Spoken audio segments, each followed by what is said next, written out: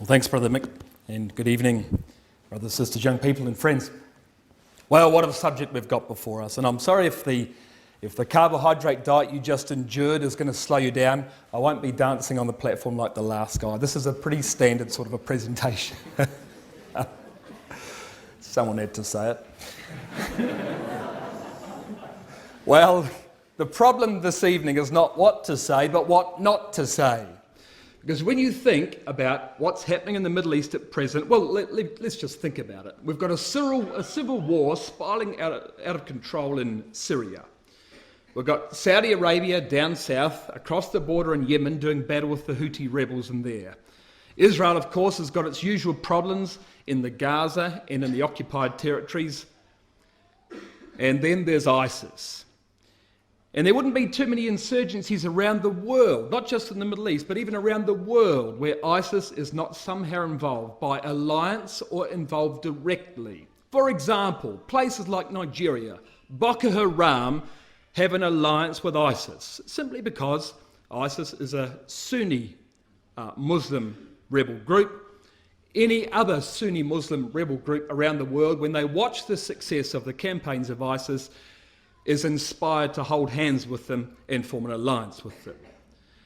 This is an enormously emerging problem in the world, and particularly in the Middle East. ISIS currently controls about 1/3 of Iraq. They've already moved into Syria. They're opening up fronts at present with Turkey and with Egypt. They are in the Sinai. In fact, I read last week they shot a missile at an Egyptian ship and hit it.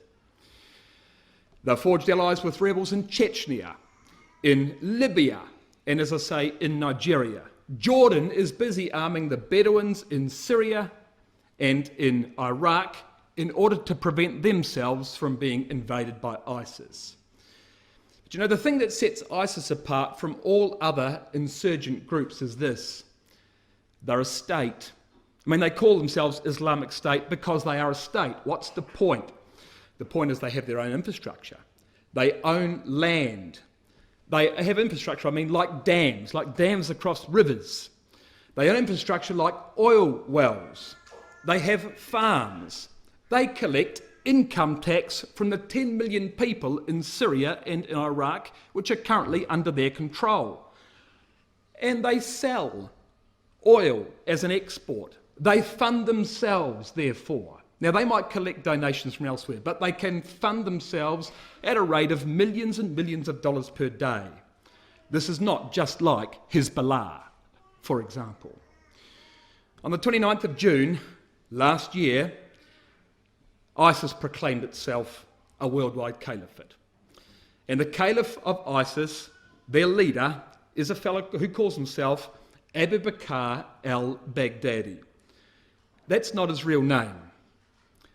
The word caliph means successor, and the first caliph was a successor to Muhammad. So when Muhammad died in 632 AD, after he founded Islam, his successor was Caliph Abu Bakr. So this fella, who calls himself Abu Bakr as the caliph, is copying the very first caliph of Islam, who was the successor of Muhammad himself. Abu Bakr al-Baghdadi. What is al-Baghdadi? Well, al means the. He's Abu Bakr the Baghdadi. That means Abu Bakr from Baghdad. What's the point of that? Well, what this fellow wants to do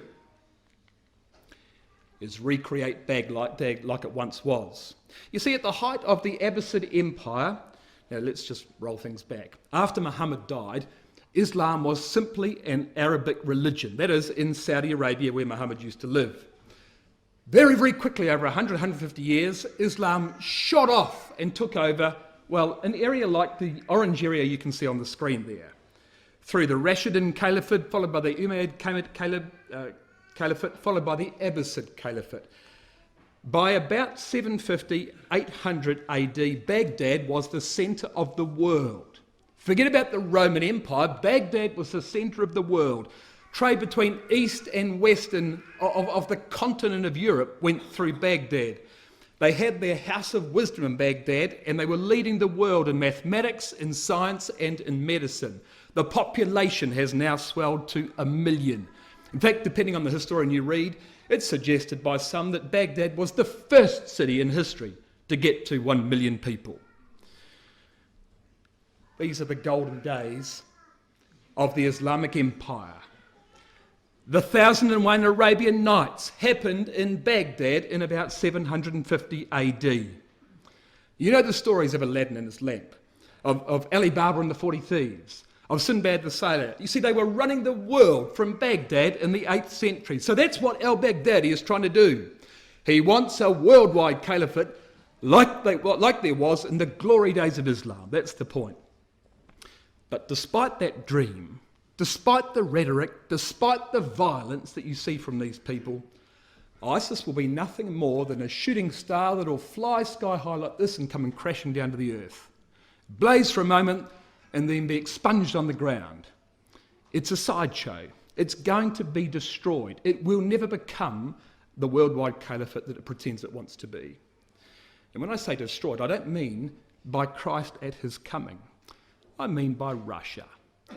Russia and her confederates from Western Europe, the two legs, if you like, of the old Roman Empire, will destroy ISIS because they are the ones that are going to form the next world empire, not ISIS. Abu Bakr thinks he's a latter-day Assyrian because he controls Mosul. Mosul is the second city in Iraq, and it's on, just across the Tigris River from Nineveh. So you can see the ruins of ancient Nineveh from Mosul. He's running around pointing the gun at weak governments and at large civilian populations, taking territory in a voracious manner. But you know what? When the real latter-day Assyrian comes in the land, it'll make ISIS look like a Sunday school picnic, really. ISIS won't stand a chance. They won't know what's hit them. And as for brutality, he will be completely outclassed by the northern force that comes down upon him. What we're seeing play out in the Middle East before us right now, in fact, is a titanic struggle between ancient powers. ISIS, as you can see, wants to re-establish the Abbasid Caliphate of 750 AD. Iran wants to re-establish the Achaemenid Empire, that's Cyrus's empire, of 450 BC. So I said Iraq, I mean Iran. The Persians, they want to recreate the Persian Empire. Russia wants to re-establish the Byzantine Empire of 500 AD, the eastern arm of the old Roman Empire. And they all want to do that in the same territory at the same time. Can you see a problem with that? And guess who's in the middle? Turkey. Turkey. Everybody wants Turkey. Only one of them can win. And only the Bible tells us exactly what's going to happen. Come back with me to Daniel chapter 2. Now I'm not going to look at a lot of verses this evening, but I'm going to develop some strong concepts from Daniel chapter 2, Daniel 7, and Daniel chapter 11. These are the three chapters that particularly speak about the issues that are happening before us. And you need a bit of a foundation in these things to really appreciate what must happen and, for example, what must not happen. So Daniel chapter 2. We're all very familiar with Nebuchadnezzar's image of Daniel chapter 2. But there are four major world empires, all of which we call successive divisions of the kingdom of men. And then there's the return of the Lord Jesus Christ. So four empires and then the return of the Lord Jesus Christ. Now there's the first point to make. Because the fifth empire here, for example, so we have head of gold, chest of arms and silver, belly and thighs of brass, legs of iron, and then this fifth empire, an empire of iron and clay, is in fact the restored Roman Empire. It's not a new empire, it's just a resurrection of an empire that has already existed. Because, of course, the iron exists in the legs and the iron exists in the feet. So it's just Rome again. And then, of course, the kingdom of God. We know we're right on that, by the way, because when you compare it with Daniel chapter 7, which is the companion chapter from God's point of view, there are only four beasts and then the kingdom of God. Why am I labouring the point? For this simple reason. We are not, as far as prophecy is concerned, we are not expecting the emergence of an Islamic world empire. If we were to do so, we should have expected a fifth beast. We don't see a fifth beast, you see, so what we're expecting to see is a resurrection of the Roman Empire to confront the Lord Jesus Christ when he returns, and therefore, I'm sorry, ISIS is wrong. They will be a shooting star. They will be expunged, but they may well bring about the resurrection of the Roman Empire.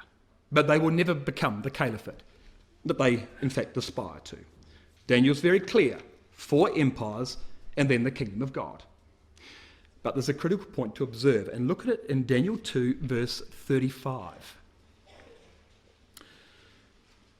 Then was the iron, the clay, the brass, the silver, and the gold broken to pieces together, becomes like the chaff of the summer threshing floor and is blown away by the wind. Now, how does that work? The metals, the component metals of the image of Daniel 2 are broken in pieces together. How can that be when, as we've just said, that these empires were successive divisions of the kingdom of men? They didn't all exist together, so how can they be broken in pieces together? You know, the Persians overthrew the Babylonians. How can you break Persia and Babylon together there? Because Persia already broke Babylon. Well, you might say that the disposition or the culture or the religion of the prior empires was passed on into subsequent empires. And that's partly true, because, for example, the doctrine of the Trinity, which became common in the Roman Empire eventually, is a doctrine that was invented in Babylon. So there is some truth to the fact that the religion of earlier empires percolated its way through the successive divisions of the kingdom of men. You might say that the wealth of the empires was inherited by subsequent empires. Definitely true. Of course, when they took each other over, they also confiscated the bank accounts.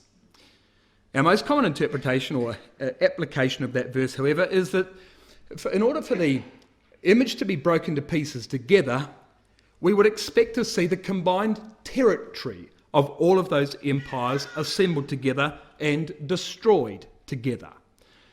So what we're saying is, in order for Persia, Babylon, Greece and Rome to be broken in pieces together, what we expect to see is a resurrection of the Roman Empire in the last days, occupying the combined territory of all previous empires, standing on 2 legs as the image arises over the mountains of Israel to be destroyed.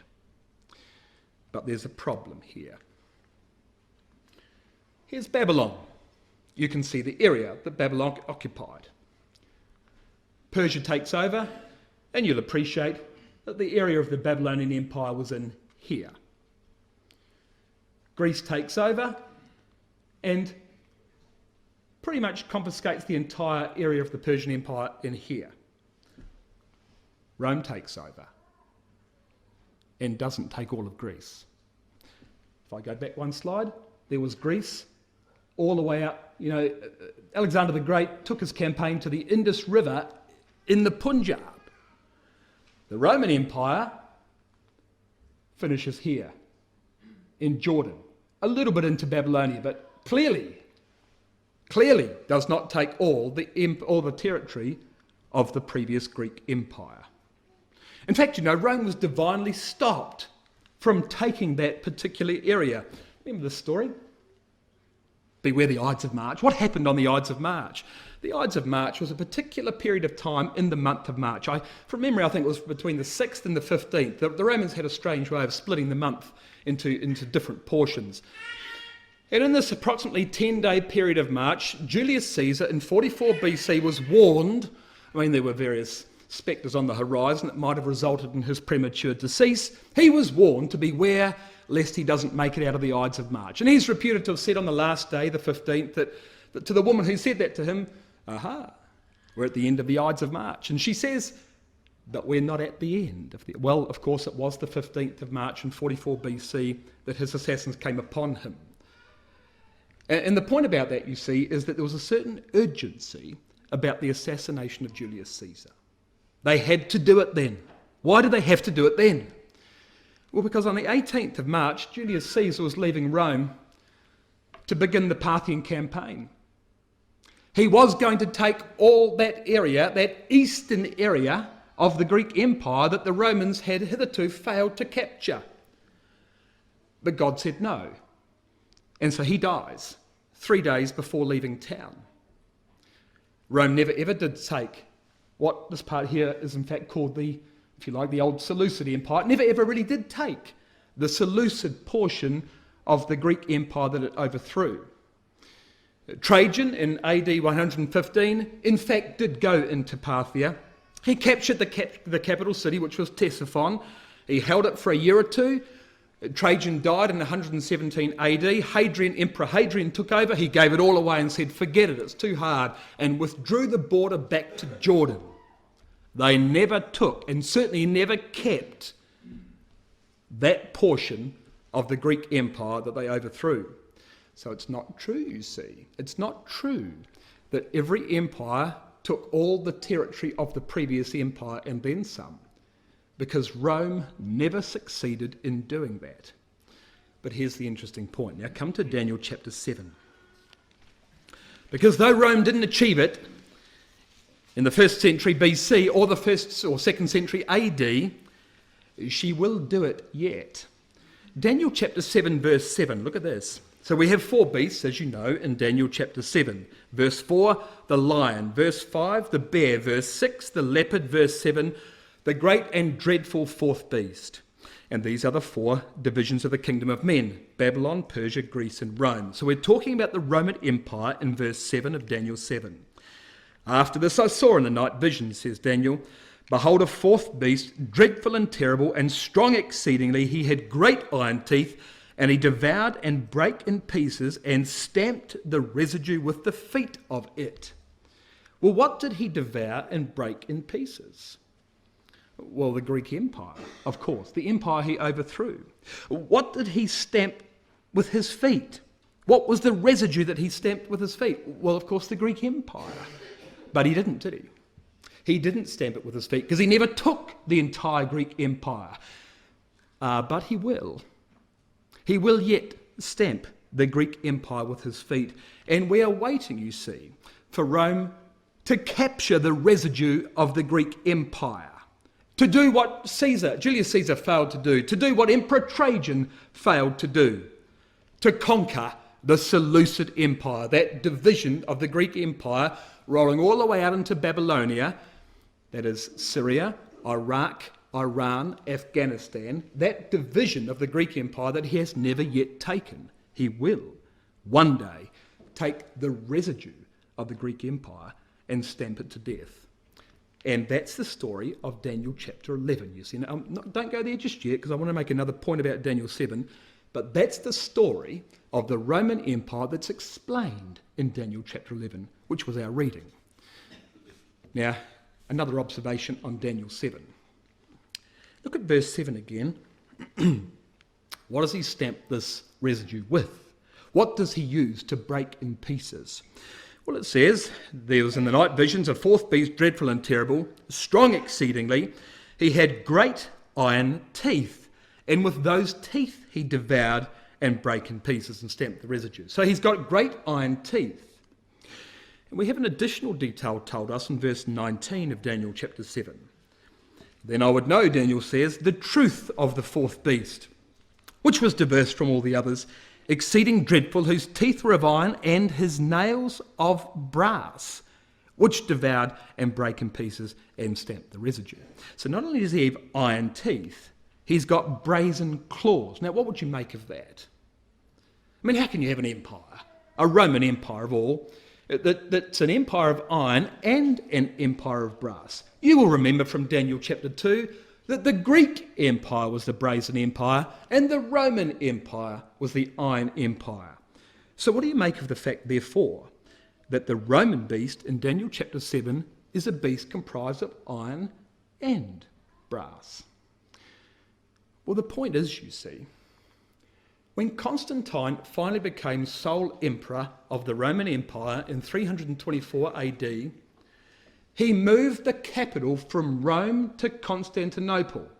He did that in 330 AD. He did it for good reasons. And the good reasons were military reasons. Constantinople is is a city that's built on a peninsula. And there's water to the north, water to the east, ocean and water to the south. And so the only major defence that Constantinople has to have is what became known as the Theodosian Wall, ultimately fortified by Emperor Theodosius in the 5th century on the western side. 96 guard towers which have trebuchets and so forth in them. That became the fortification on the west. The point is that Constantinople was an impregnable city from a military point of view. That is why Constantine chose it. In fact, I think Constantine was actually born in Bosnia. So this is his hunting ground, really. He knew all about the geography of this place. And he knew that Constantinople would succeed very well as a military capital in the east. Not only that, but of course it was more central in the Roman Empire. If you had to send the army left or right, east or west, to deal with any problem, you might as well have your capital and the bulk of the army in the east at Constantinople, rather than over there in the west at Rome. Well, what's the point then about the iron and the brass? Well, can you see in the purple here, this is the Eastern Roman Empire. So this is the portion of the Roman Empire that subsequently became controlled from Constantinople. And the red in the west is the portion of the empire which was largely controlled from Rome. And there was a division between the east and the west over time. Rome in the west fell in 476 AD to the barbarians of Western Europe, yet the east, run by Constantinople, continued on for another 1,000 years. But can you see that this really is the empire of Greece? Apart from the fact that we haven't yet taken this part in Mesopotamia, the old Seleucid portion of the Greek Empire, Greece, the Greek Empire never extended west of Greece. Well, that's the brass, and that's the iron of Daniel chapter 7, you see. The Roman Empire gobbled up most of the Greek Empire and then some, and added the entire western arm. Daniel chapter 2 represents Rome as an empire of two legs. Why two legs? Well, because, of course, there are two capitals in the Roman Empire, one in the west and one in the east. And it's this fourth empire, the Empire of Rome, which in verse 11 of Daniel chapter 7 is the empire that confronts the Lord Jesus Christ at his return. I beheld, then he says in verse 11, because of the voice of the great words which the little horn spoke. You'll read about the horn speaking in verse 8 of this chapter. I beheld till the beast was slain and his body destroyed and given to the burning flame. So we have the fourth beast of Daniel chapter 7, if you like, thrown into the lake of fire in Revelation 19 and verse 20 at the return of the Lord Jesus Christ. So very simple. What we clearly expect to see then is not only a resurrection of the Roman Empire, but a resurrection of the Roman Empire in two halves, an eastern half and a western half. And these two capitals, these two ancient capitals, the city of Rome and the city of Constantinople, holding hands, united. Well, what does Daniel chapter 2 say? This empire will stand on the basis of the strength of the iron. The only vestige of the iron of Rome that still exists today is Roman religion, the Catholic Church. So we would expect to see Catholicism being the glue that joins Rome and Constantinople together for a latter-day resurrection of the ancient Roman Empire. Easy. And that empire will be destroyed by the Lord Jesus Christ when he comes, says verse 11 of Daniel chapter 7. Now come to Daniel 11. What happens in Daniel chapter 11? Well, in Daniel chapter 11, you've got the detail about the resurrection of the ancient Roman Empire. Now, let me just show you a little bit about this chapter. I'm just going to read with you verses 1 to 4, and then we're going to jump straight to verse 40 and pretty much forget the rest. But you'll see why. Verse 1 of Daniel chapter 11. Also, he says, in the first year of Darius the Mede, even I stood to confirm and strengthen him. The first year of Darius the Mede was about 538 BC. Daniel is receiving this prophecy whilst he's in Persia, just a short while before he died. And now I will show thee the truth, he says. Behold, there shall stand up yet 3 kings in Persia, and the fourth shall be far richer than they all. And by his strength, through his riches, he shall stir up all against the realm of Grecia. there are going to stand up yet 3 kings. Well, Darius the Mede, that you read of in verse 1, was in fact co-regent with his son-in-law Cyrus the Great, the Cyrus that we heard about in our last talk. Well, that was the first king. Those two were co-regent. There's the first king. The second king was Cambyses, or the first additional king, yet 3 kings in verse 2, the first of which was Cambyses, the second Smerdis, the third Darius Hystaspes, and the fourth king, which would be far richer than they all, was King Xerxes of Persia, the greatest king of the Persian Empire. And you see, in 480 BC, he attacked Athens. He attacked Greece, and he sacked Athens and razed it to the ground. That so infuriated the Greeks that they forever after that swore to avenge their loss. That loss they had suffered at the hand of the Persians. Well, as far as Daniel chapter 11 is concerned, all the rest of the histories are relevant until you come to the Greek king of verse 3 of Daniel chapter 11. A mighty king shall stand up that shall rule with great dominion and do according to his will. Now, I'm saying this is a Greek king. In fact, this is a reference to Alexander the Great, the first king of Greece. Now, how do we know that from verse 3? We'll look at verse 4. And when he shall stand up, that is when he, the mighty king of verse 3, shall stand up, when he shall stand up, his kingdom shall be broken. It shall be divided toward the 4 winds of heaven, not to his posterity, nor according to his dominion which he ruled, for his kingdom shall be plucked up even for others beside those. Alexander, of course, was a young man when he died, about 32 years old. 10,000 miles, after a campaign of 10,000 miles and a duration of 10 years, he took the entire Persian Empire. But he would never live to govern that empire. It was taken by others. In fact, it was taken by 4 generals. I mean, it began as 6, they whittled down to 5, they eventually became 4, and these are the 4 divisions of the Greek Empire. Cassander, you can see here, ruled Greece. Lysimachus ruled Thrace. Seleucus ruled Syria and all the way down into Babylonia.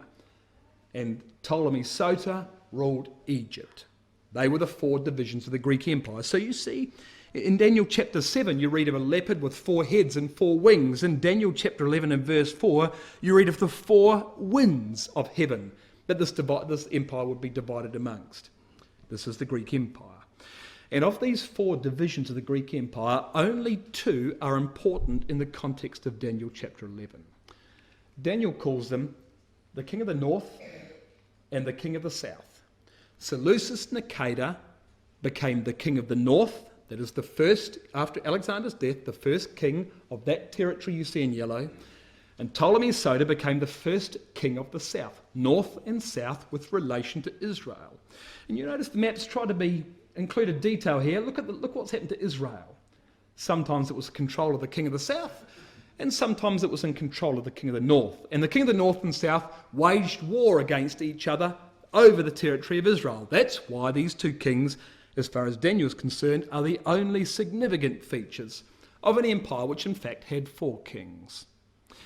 And you read in verse 5, the king of the south shall be strong, and off it goes and describes the war between verse 5 and 35, the 150 odd years war between the king of the north and the king of the south.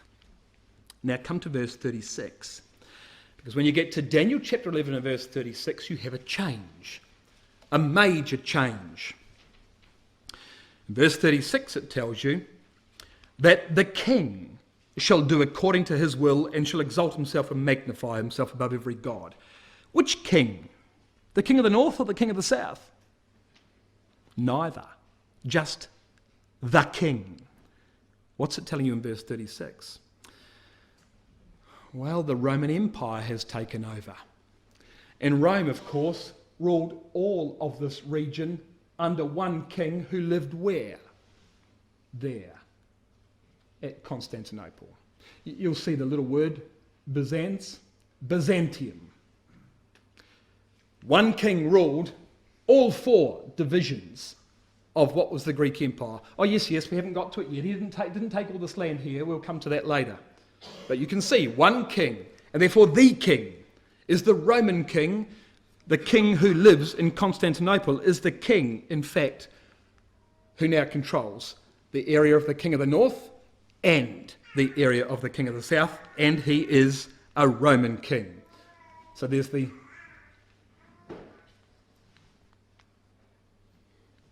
How do I do this?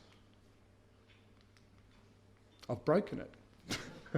Oh, I've broken everything. Help me.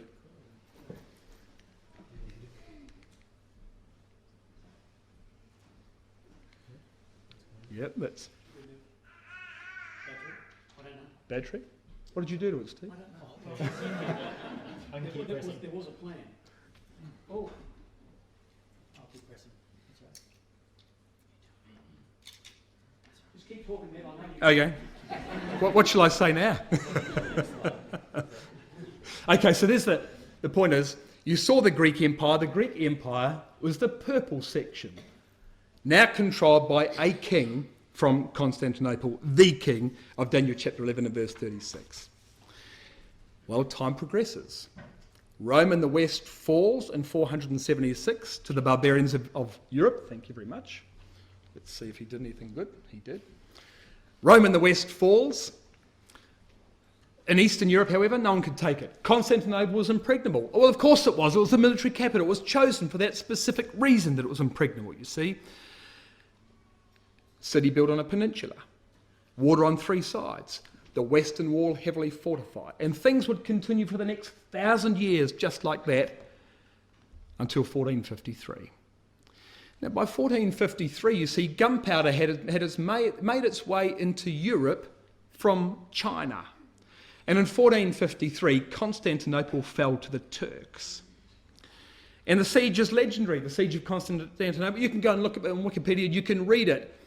But by various means of attrition, the inhabitants of Constantinople were worn down until they had no choice but to surrender. In fact, it didn't come to a surrender. These cannons, which were lined up against the walls, did enormous damage. But in fact, it was an open gate that let the Janissaries, the Turkish Janissaries in finally. They pretty much slit everybody's throat, and now they took the city of Constantinople. You've got to appreciate that there had been many tries by various Turkic hordes to take Constantinople. And by the time Constantinople fell, the Turkish Empire this is the Ottoman Turkish Empire, already extended all the way into Hungary, and Constantinople was like a little island in the middle that nobody could overthrow. And so they desperately wanted to get to Constantinople because, well, you can't have an empire with the enemy ensconced right in the very centre in an impregnable fortress. So it was a very big deal when they finally overthrew Constantinople. But look what they found when they got there. I've done it again. The beautiful cathedral of Justinian, built in the 5th century by Emperor Justinian, the emperor of the Eastern Roman Empire, the Byzantine Empire. Now you notice a conspicuous feature of that cathedral that Justinian wouldn't have built. What would that be? The minarets. Even though it was a Catholic cathedral, it was so beautiful that the Turks thought they just couldn't destroy it. They'd better rebrand it and make it into a mosque. So they built minarets and then they put badges on it to make it into a Muslim cathedral, which they call a mosque, and it's still there today. Such was the glory of Justinian's cathedral. And the Ottoman Empire grew and grew. And it's taken over, as you can see, all of the Eastern Roman Empire. Constantinople's renamed Istanbul, all the way out, in fact, to the gates of Vienna. And there's a story there, you know. What happened at the siege of Vienna? Well, the Turks, of course, want to go all the way into the Holy Roman Empire, the Germanic Empire, which exists here. But they stopped because, of course, they come in their siege in about 1560, 1580 against Vienna. And who was it? Who was it that saw the little lights on the horizon of the Turkish army when they got up early in the morning to put the bread in the oven? Well, of course, it was the bakers. And they see this army in the distance, in the shadows, and these little flickerings of light, and they raise the alarm, and the Viennese army storms out the gate, and the Turks take to their heels and they run. And what did they leave behind? Their coffee. That's how Turkish coffee made its way into Western Europe. Well, who saved the day? Well, it wasn't the army because there was no war. It was the bakers. Well, what do they do to celebrate that? Well, they bake a special loaf of bread. What do you think the flag looked like that the Turks flew under? A crescent moon. So they bake a loaf of bread. What do they call it? Well, in French, the croissant. So coffee and croissants, you see, when you eat them together, it's a celebration of the victory of Vienna and the salvation of the Holy Roman Empire. That ruined breakfast tomorrow morning, didn't it? That's what happened. So that stopped the progress of the Muslim Empire further westward into Europe. Well, there's a problem now in Constantinople. This great fortress of Christianity has fallen to Islam in 1453. What do you think that did for the Christian population of Constantinople and the surrounding suburbs? Well, it meant things became very tough for them, didn't it? And they wondered what they should do. Well, of course, many of them just fled immediately, just migrated westward into Catholic Europe. What else could they do? Until one day, everything changed. You see, there's another fella who found his way into Western Europe in 1472, and he went there looking for a wife. Ivan the Great from Russia goes to Rome looking for a princess to marry. Well, lo and behold, Sophia Paleologus, the niece of the last Byzantine emperor, that is the niece of the emperor from Constantinople, has herself found herself in Rome because, goodness me, there's no way she, as royalty, could ever stand and live in Constantinople and save her life, being a member of the royal family. And she's living with the Pope. And the Pope says to Ivan, I've got a deal for you. I think you should marry Sophia. And secretly, you see, the Pope hoped that Sophia would take back Roman Catholicism to Russia. Well, the problem with that was that Sophia wasn't a Roman Catholic. She was a member of Eastern Orthodoxy, like a Greek Roman Catholic from the East. Well, she married Ivan, all right, but she didn't take Catholicism back. She took Orthodoxy back, and it became Russian Orthodoxy.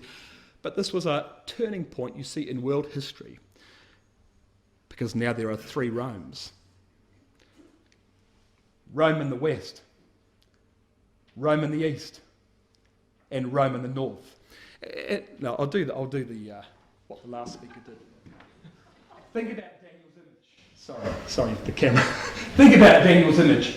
We've got 1 foot on Rome in the west, and we've got 1 foot on Constantinople in the east. And Constantinople falls to the Turks, and this foot moves back like this to Moscow.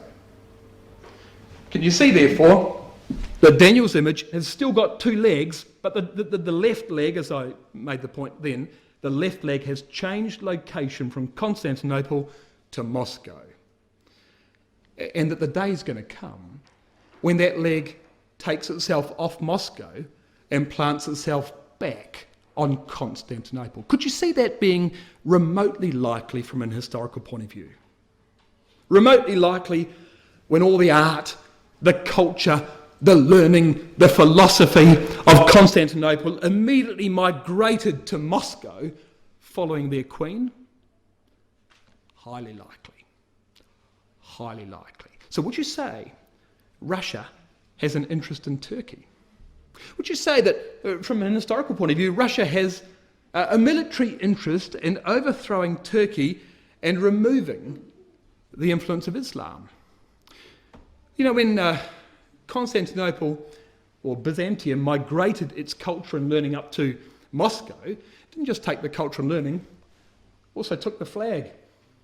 This here is the coat of arms of the Russian Empire. The Russian Empire, in fact the Russian Federation today, also uses a double-headed eagle as its coat of arms, which it has inherited from the Byzantine Empire. That was the result of the Muslims, of the Ottoman Turks, taking over Byzantium and Ivan the Great marrying Sophia.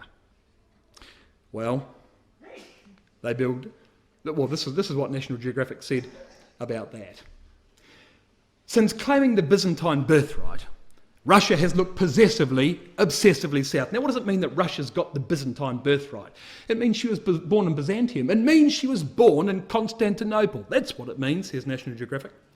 Like the Greeks, Catherine the Great had her own great idea, a restored Byzantine Empire in the Balkans, to be ruled over from a reconquered Constantinople by her grandson, Constantine. What do you make of the fact that Russians are calling their children names like Constantine? Would you think that the Russians see themselves as Romans? Eastern Romans, of course they do. She even hired, this is Catherine the Great, even hired John Paul Jones, a retired naval hero, unemployed naval hero, to command a Russian flotilla fighting in that cause in the Black Sea. Ironically, Russia came within a hairbreadth of gaining Constantinople and the Straits, this is the Dardanelles, in World War I. The Allies promised to give Constantinople to Russia if they won World War I. Well, the Allies did win World War I. The problem is that the Russian Revolution under the Bolsheviks took Russia out of the war 1 year too soon. And Russia never got If Russia had got Constantinople in 1918, she'd already be in Israel today, wouldn't she? But it never happened because angelically God said, whoa, too fast. And he gives them 70 or 80 years of communism and bankrupts them and puts them on pause, only to find the Berlin Wall fall down in the west, the hammer and sickle fall down in the east, and Russia's back to the empire building status that she once occupied prior to the Bolshevik Revolution. And this is how they build their cathedrals in Russia. Now, what is that on the top of that cathedral? Well, it's a cross. And what's under the cross? What do you suppose that means? One day, we go back and we take back Constantinople and we bury Islam. What else can it mean? Why else would you do that? And so things continue for another 450 years. So the Turks have taken over. Ivan has married Sophia. He's taken her back to Moscow.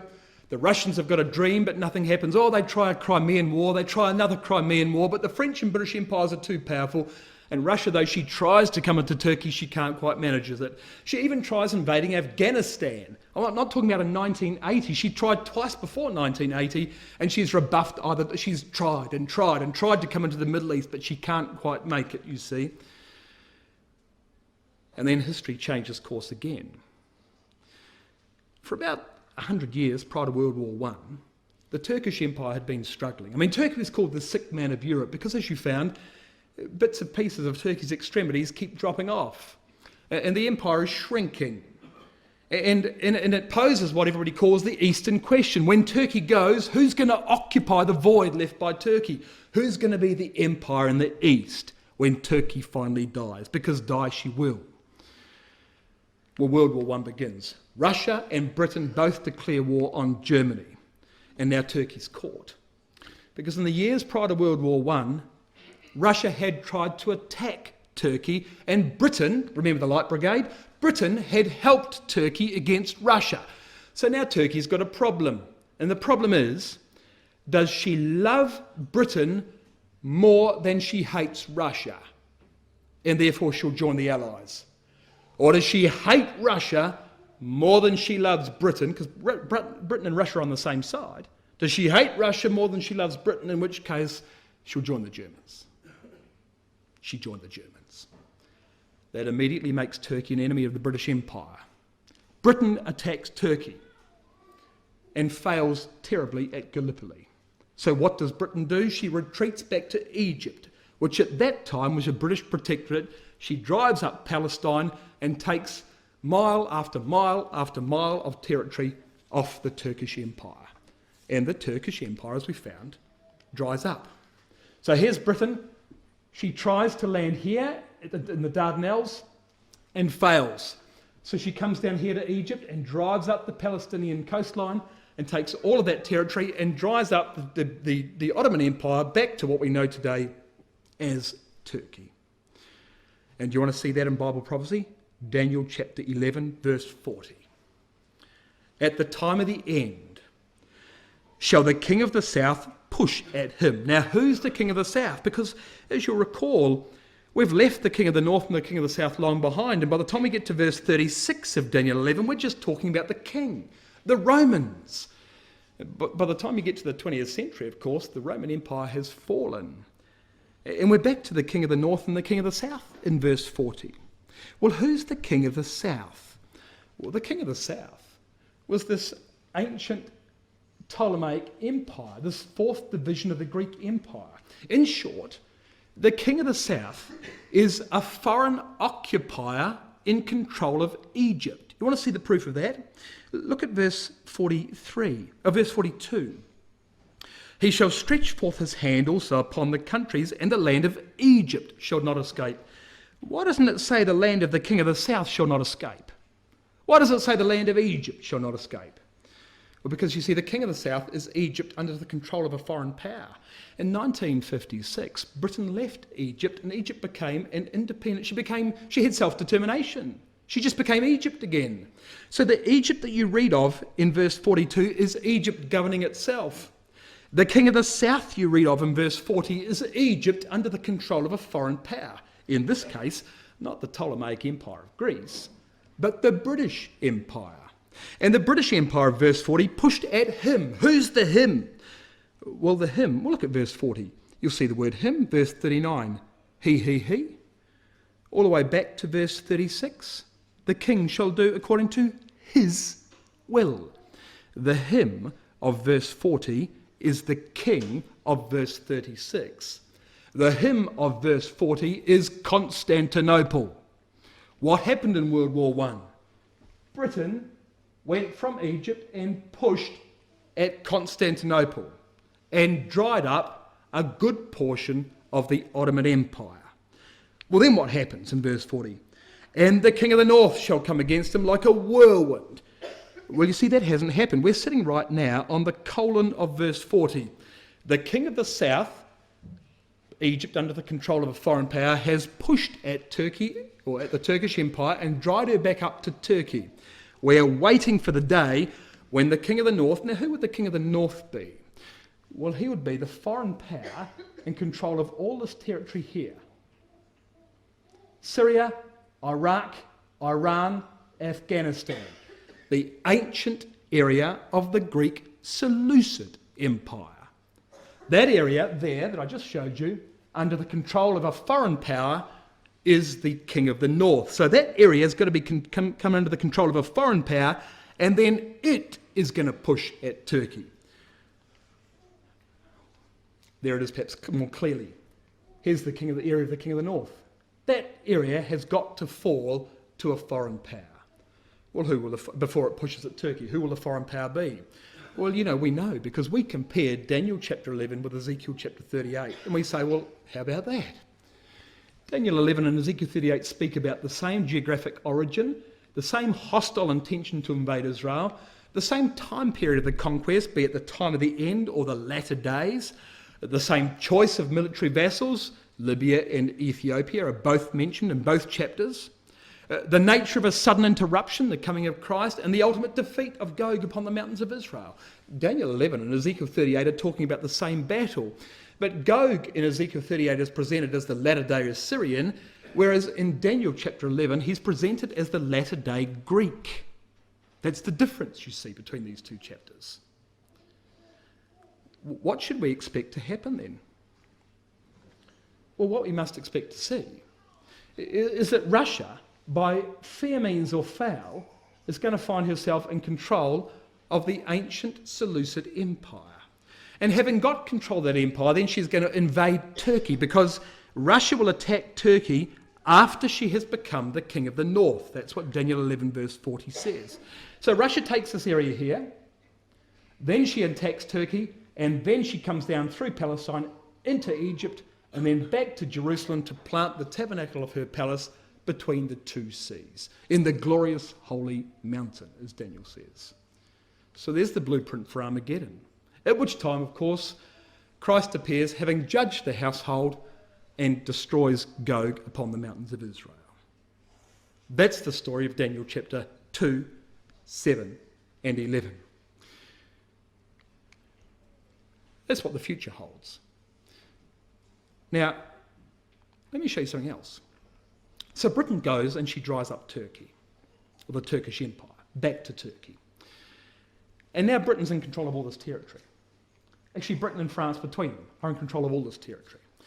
And two gentlemen, Mr. Mark Sykes from Britain and Mr. George Picot from France, sit around a table and decide between themselves how they're going to carve up the dead corpse of the Ottoman Empire. And how they're going to make countries out of that, and who gets what.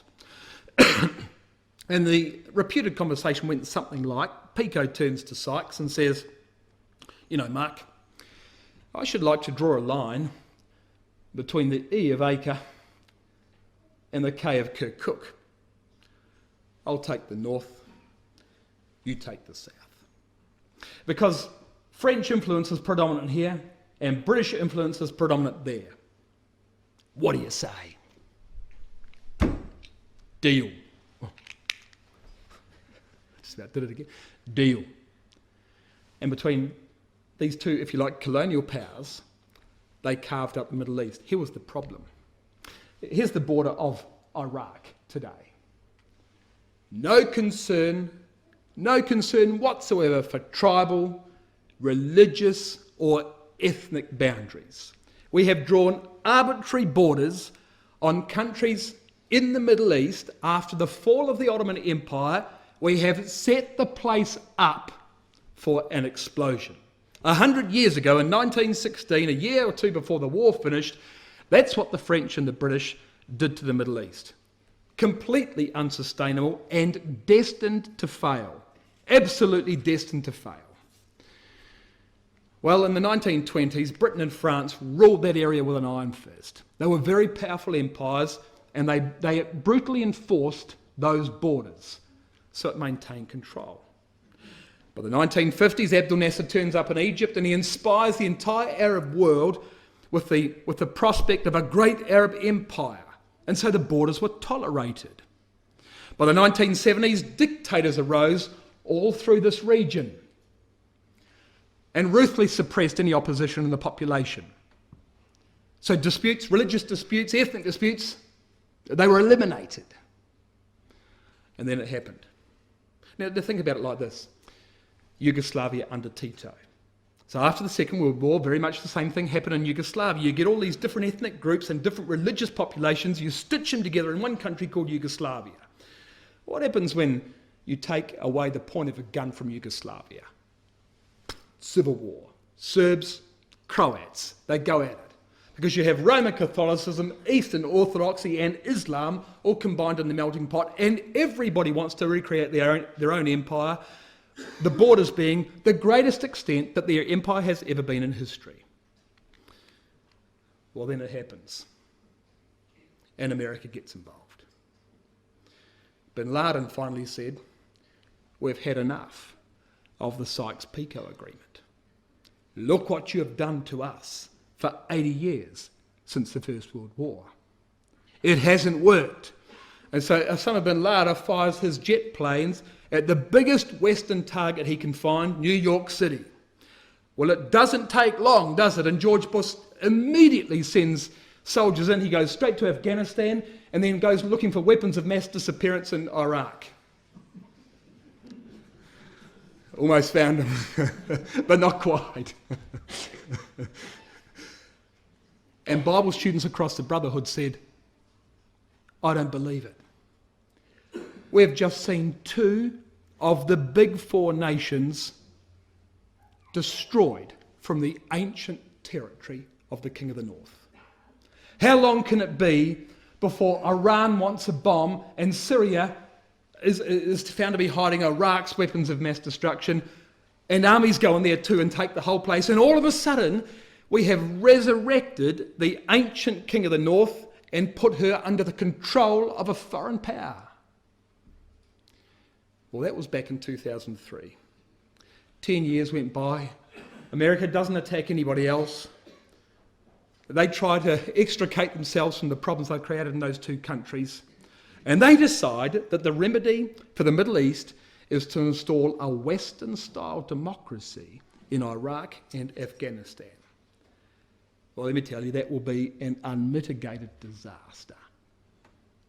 In Iraq, if you install a Western-style democracy, well, think about what's happening in Iraq. Saddam Hussein and his Ba'ath Party were Sunni Muslims governing a country where the majority were Shiite Muslims. Those two branches of Islam don't like each other. And because of the character that Saddam Hussein had, he was able to control uprisings extremely effectively. And so, as a minority of the population, he controlled the Shiites in Iraq. What do you think is going to happen to Iraq when you introduce democracy?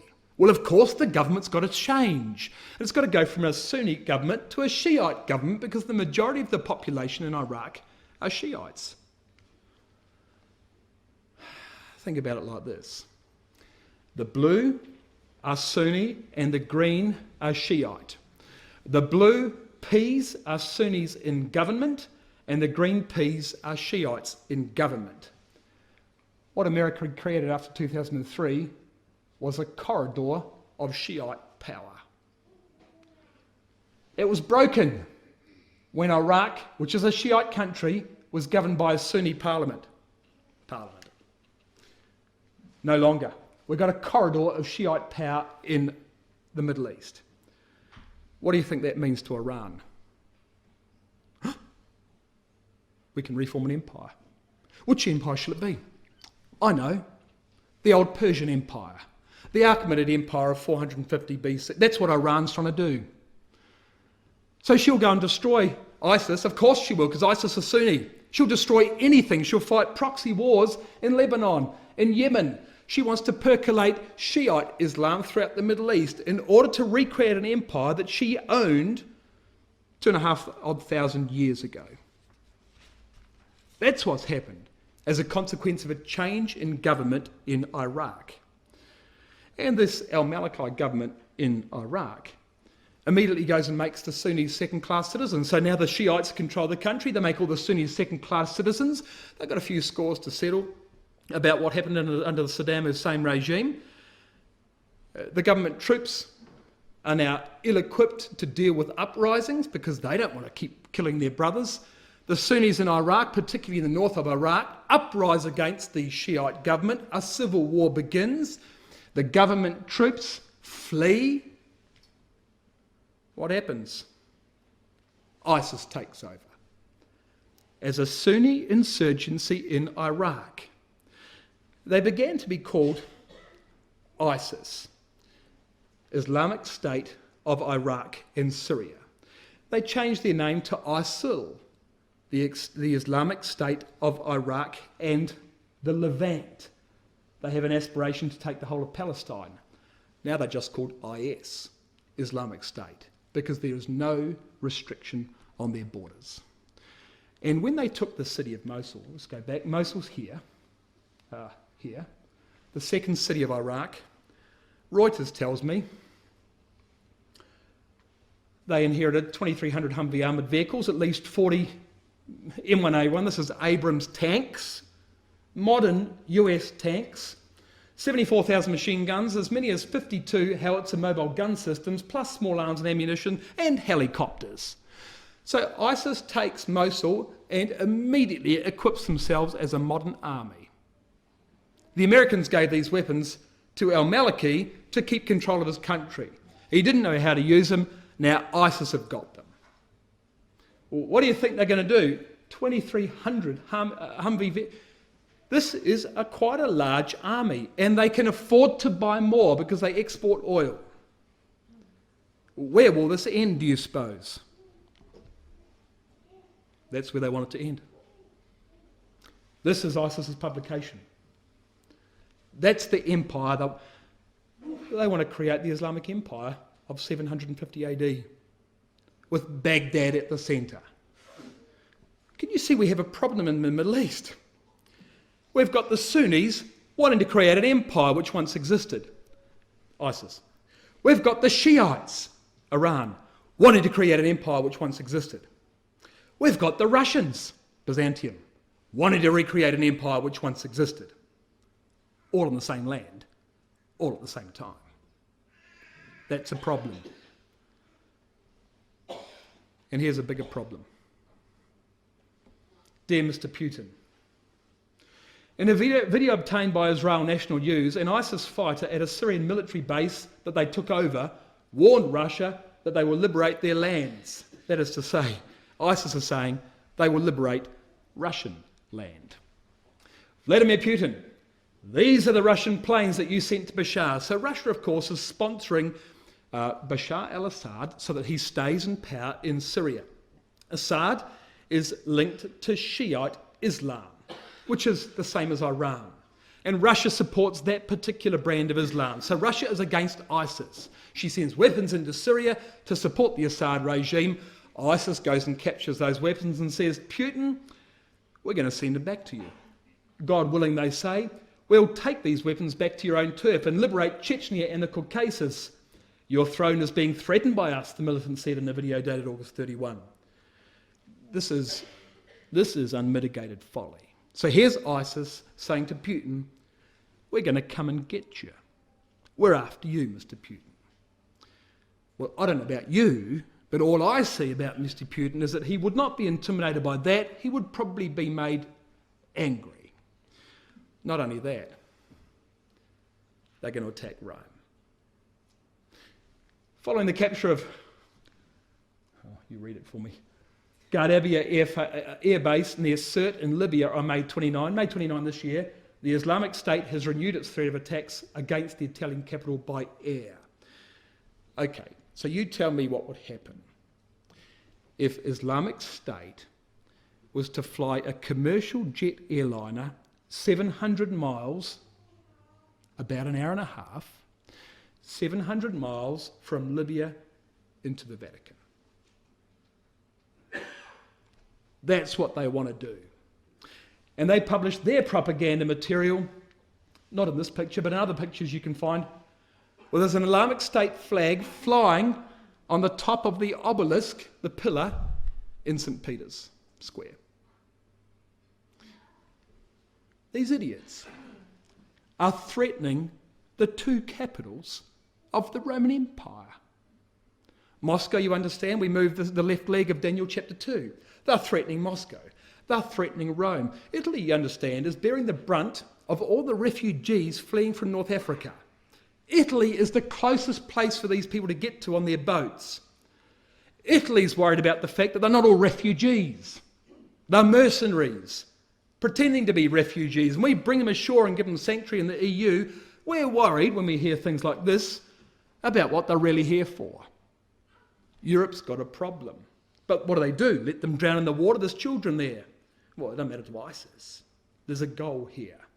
And it's to create an empire which includes this area.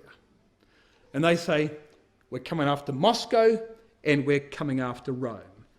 What's the consequence of that? Verse 40 of Daniel chapter 11. And the king of the north shall come against him like a whirlwind, chariots, horsemen, many ships. He shall enter into the countries and shall overflow and pass over. Can you see, therefore, that ISIS, in fact, could be the very catalyst that brings Russia into the Middle East to take for itself the area of the king of the north? And how will he take that area? Daniel chapter 7 says, stamp the residue with his feet. He won't walk in and ask for control. He'll deal with it in the only way he knows how. And from there, take Turkey and then take the Holy Land. Unbelievable. I'll make one suggestion to you. As you just skim down, and I'm almost done, as you skim down the words of the verses of Daniel chapter 11, you'll notice in verse 40 that Turkey falls, the hymn. In verse 42 that Egypt falls. In verse 43 that Libya and Ethiopia, or the Sudan as it is, Libya and Ethiopia fall. Let me make a suggestion. As you read Daniel 11, it might just appear to you that Russia is simply coming up against a list of countries who happen to be on the wrong side of the line at the time that she wants to make this invasion. In fact, the situation may well be that Russia comes against one enemy that happens to be located in the list of countries in Daniel chapter 11. You see the difference. This is not a haphazard invasion in Daniel chapter 11. Now let's be clear. I can't tell exactly how the war's going to play out. What appears to me, however, is I don't think ISIS is going away. I think they're a very big problem. I think they're very silly people. They're pointing guns in all the wrong directions. And the reprisal, the consequences of doing that are likely to be severe, and they are the consequences of Daniel chapter 11.